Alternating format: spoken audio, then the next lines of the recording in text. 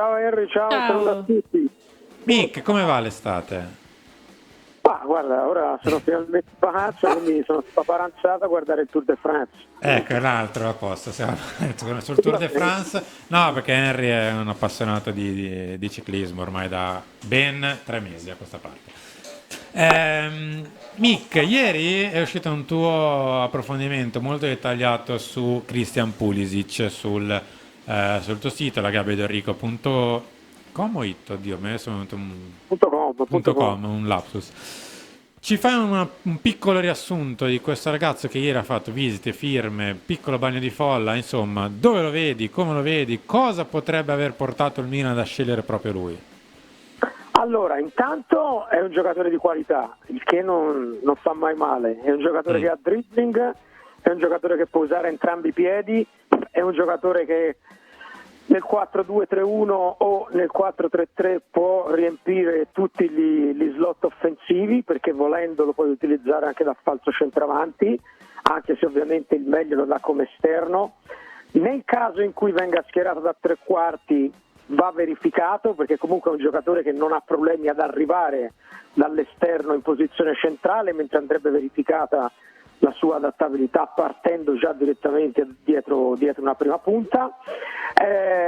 Fino a non pochi anni fa era considerata la stella più fulgida del soccer, del calcio americano, tant'è vero che gira in rete una famosa puntata di quel programma televisivo dove si vendono oggetti usati a Las Vegas, dove addirittura un esperto che doveva valutare la sua maglia lo paragonò al LeBron James del calcio, esagerando, ma sappiamo che gli americani sono un po' esagerati in tutti i sensi, però alla fine non ha mai toccato i picchi di un Dempsey o di un Donovan, che rimangono i due giocatori americani più forti di tutti i tempi.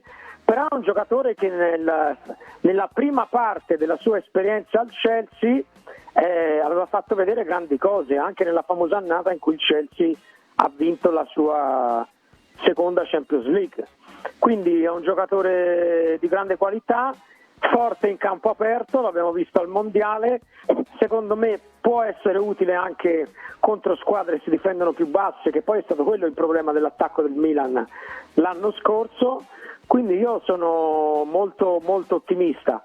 Non viene da ultime annate, ultimi periodi al Chelsea positivi, e tutto sommato la sua esperienza al Chelsea è stata alti e bassi, è vero, ma viene sempre dal calcio inglese, e abbiamo visto che nel calcio inglese i cosiddetti scarti, o comunque giocatori che non ritenuti per vari motivi più adatti alla Premier, poi in Italia hanno fatto poche fiamme.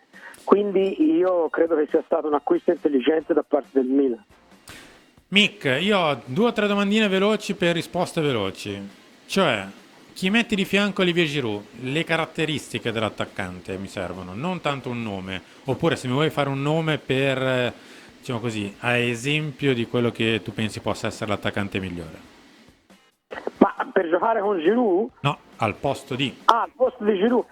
Al posto di Giroud serve un attaccante che sia anche lui forte di testa, perché il Milan abbiamo visto che spesso è uscito l'anno scorso dalla pressione avversaria con il calcio diretto per Leao quando Leao è in campo, ma anche per Giroud, e serve un centravanti, cosa non facile, che sappia anche attaccare la profondità, cioè che sappia trovare la profondità anche quando non sembra esserci, come facciamo un esempio famoso per tutti, Osimhen, no? Quest'anno cosa ha fatto Osimhen nel Napoli? Trovava la profondità anche quando non c'era.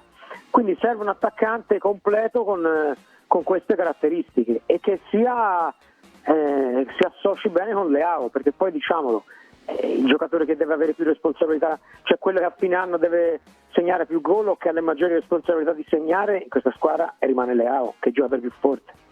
A centrocampo, diamo per fatto Reinders, cioè un certo tipo di centrocampista, insieme a un altro tipo di centrocampista che è Loftus-Cheek, che insieme a Krunic e Pobega in questo momento compongono il centrocampo del Milan. Mettiamo che c'è dentro anche Reinders, tanto per intenderci.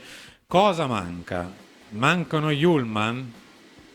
Allora, Per quanto riguarda Reinders, tanto le puntate sono registrate, ma nonostante ciò io negherò lo stesso in caso di esito nefasto, ma secondo me non farà rimpiangere Tonali, perché secondo me è un ottimo giocatore, quindi se si ambienta subito non dovrebbero esserci problemi nel rimpiangere Tonali, anzi vedendo la faccia di Tonali nelle prime interviste, soprattutto in quel video dove gli hanno fatto vedere la palestra, credo che lui stia già rimpiangendo, e quando arriverà l'inverno di Newcastle credo che rimpiangerà lui Milano e non viceversa, però insomma sappiamo che è partito per vari motivi.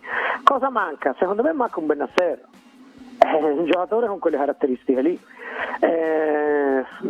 cioè un palleggiatore più palleggiatore degli altri, una mezzala di possesso, un play davanti alla difesa più palleggiatore, è comunque un giocatore che dia quella qualità quando il Milan sarà sottoposto alla pressione avversaria, cioè un giocatore a cui dai la palla e anche se ti pressano lui esce bene dalla pressione e continua a far palleggiare la squadra.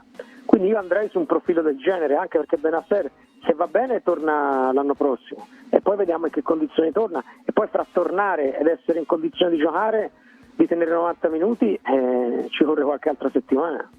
Mick, ultimissima domanda, da sì o no? Scommetti €1 sul Pioli 2.0? Cioè che faccia bene? Mm-hmm. No, per sicurezza no, perché ci sono È più €1, dubbi, secondo me. Sì, però ci sono più dubbi che certezze, Ok. secondo me. Va bene. Mick, noi ci ritroviamo praticamente già quando il campionato sarà quasi per ricominciare. Parleremo di quello che sarà la prossima Serie A. Io credo che ci sarà tanto da raccontare, perché tra chi sta partendo in generale, chi è partito per l'Arabia e potrebbe ancora partire, ma sarà una Serie A che un po' cambierà. Sì, però mi disturba che siano cambiati pochi allenatori, cioè se sempre siete allenatori, sempre siete posti, sempre Gasperini alla 90. Un po' noioso.